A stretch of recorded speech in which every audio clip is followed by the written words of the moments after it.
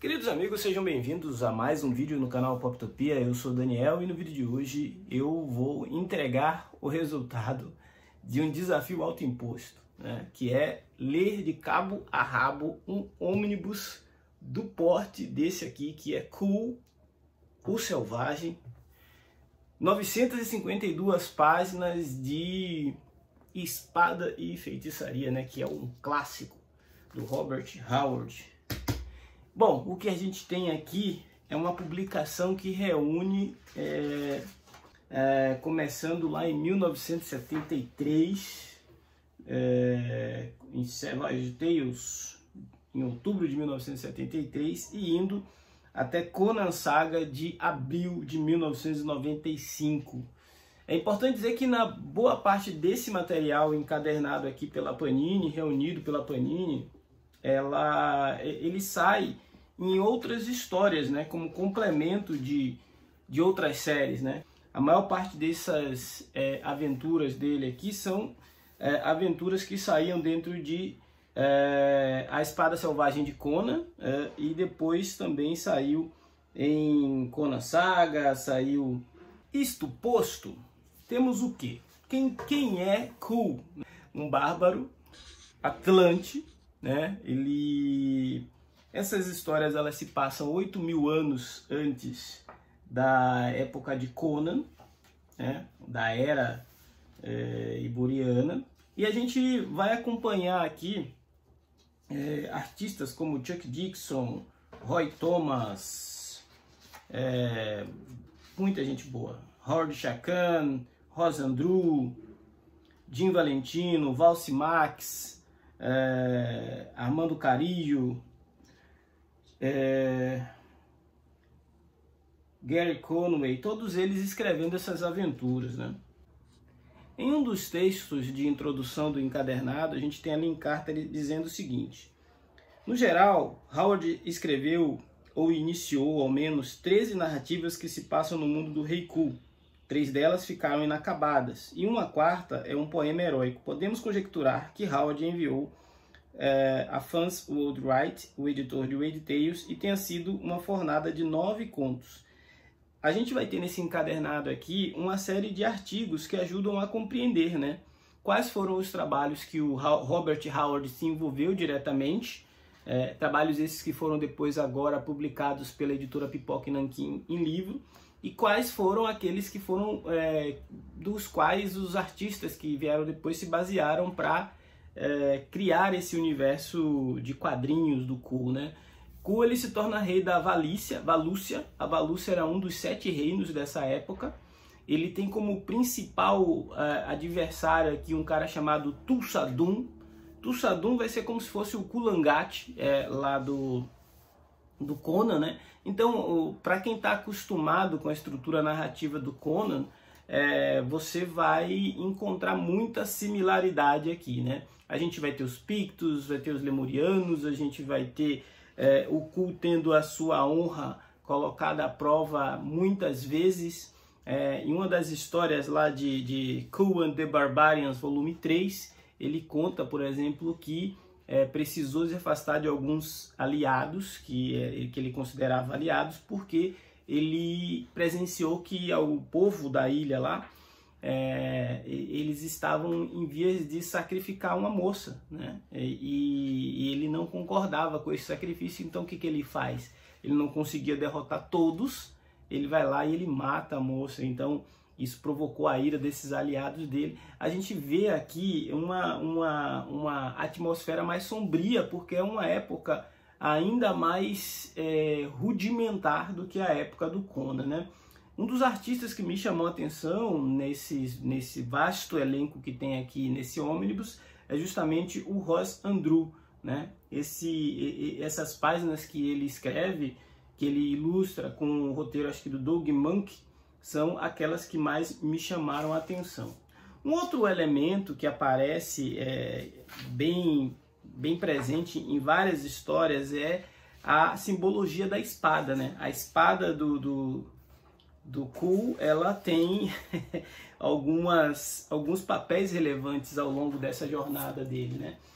um dos papéis é justamente carregar, inclusive, a mensagem sobre o destino dele. Em uma das histórias a gente vai ver que em determinado momento a espada pega fogo e depois que ela pega fogo fica uma mensagem ali que ele vai buscar alguém para traduzir aquela mensagem e ele descobre que é uma profecia sobre o futuro dele, sobre o papel dele. Então, assim, é alta fantasia, escrita por pessoas muito competentes em cima de um personagem que tinha tudo para ser uma cópia de alguém que já era muito mais famoso, né?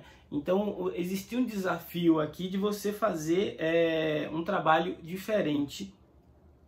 É uma história de ascensão e queda, né? Uma história de um rei que tem como seu principal aliado um vassalo chamado Brule, que ele é selvagem. E quando o outro bárbaro do Howard fala em nome de Kron, esse aqui fala em nome de Valka, né? E enquanto o outro bárbaro ele é facilmente seduzido por mulheres, o Ku ele é um pouco mais resistente a esse aspecto. A gente vê muito poucas personagens femininas aparecendo ao longo dessas histórias, pouquíssimas. O que a gente vê é um personagem extremamente viril, um personagem extremamente impetuoso, audacioso, incansável, né? É quase um Superman medieval, né? Um pré-medieval, né? É um cara realmente dotado de habilidades quase sobre-humanas. Mas quando a gente tem alguma trama que envolva poderes sobrenaturais, isso são atribuídos à magia, né? À feitiçaria, como que a gente pode falar, aquela coisa da alquimia, da sublimação, enfim.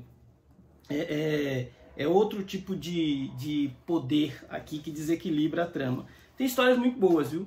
As histórias menos antigas, por exemplo, dos anos 80, algumas até do início dos anos 90, são bem interessantes, são praticamente um material que assim, parece que a gente está vendo uma adaptação à la Game of Thrones, né? Porque a gente tem muita violência, assim, a gente tem algumas criaturas fantásticas, a gente tem reinos bastante criativos nas suas culturas, mas a gente tem temas como a escravidão, a honradez, a dignidade, muitas traições, muitos jogos e trapaças por conta de interesses políticos, de disputas territoriais, enfim, tem o seu valor.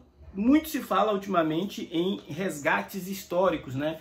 E eu acho que depois de entregar, acho que 6 ou 7 ônibus do Conan, a Panini está fazendo esse resgate histórico desse personagem aqui, que tem tudo para agradar aos fãs, não só de espada e feitiçaria, mas aos fãs dos quadrinhos clássicos dos anos 60, 70 e 80, porque é uma narrativa típica da época, né? A simbologia do tigre e da serpente, ela está presente em quase todas as histórias, né? Lembrando que o tigre é o avatar, o totem, que representa o Ku, o bárbaro, enquanto a serpente representa o seu adversário, que é o Tulsadum, né?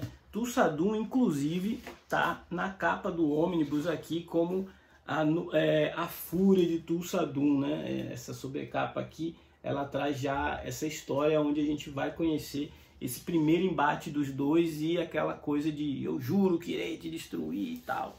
Enfim, é um tiro longo, tá? Se você está disposto a ler esse material, se prepare para uma leitura de semanas. Eu realmente coloquei muitas outras HQs de lado para poder intensificar essa leitura aqui e levei mais ou menos uns 10 dias para concluir e gerou um cansaço, tá? É importante registrar isso.